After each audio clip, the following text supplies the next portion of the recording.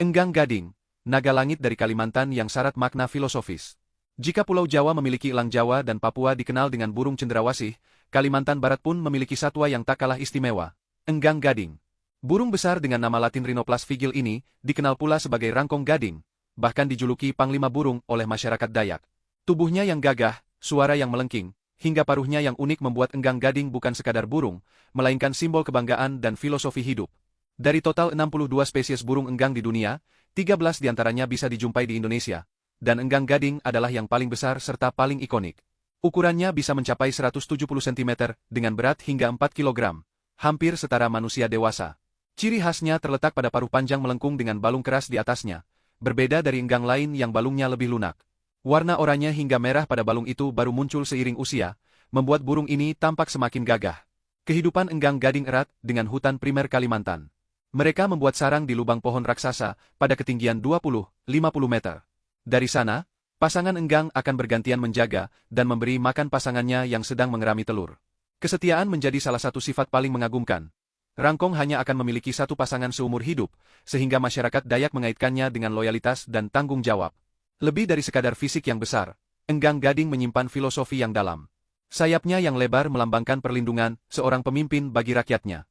Ekornya yang panjang dipandang sebagai simbol kemakmuran.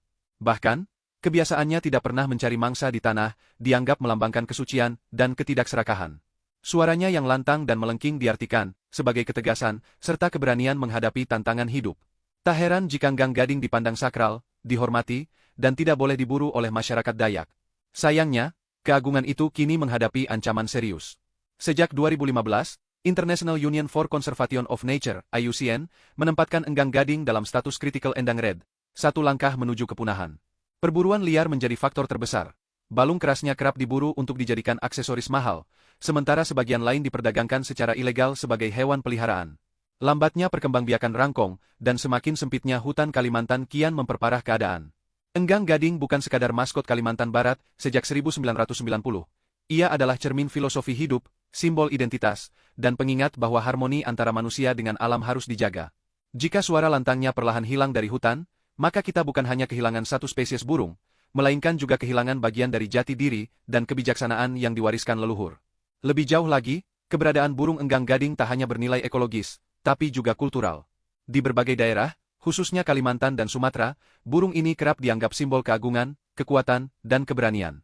Sayangnya, semakin berkurangnya jumlah mereka di alam justru membuat simbol itu perlahan menjadi kenangan. Banyak generasi muda yang hanya mengenalnya dari cerita atau gambar, bukan dari pengalaman langsung melihatnya terbang bebas di langit. Upaya melestarikan enggang gading sesungguhnya juga upaya menjaga jati diri bangsa. Sebab, ketika satu spesies hilang, yang lenyap bukan hanya suara dan warna alam, melainkan juga potongan penting dari kebudayaan. Menjaga enggang gading berarti menjaga hubungan harmonis manusia dengan alam, serta memastikan bahwa anak cucu kelak masih bisa menyaksikan keindahan burung ini sebagai bagian utuh dari kekayaan Indonesia.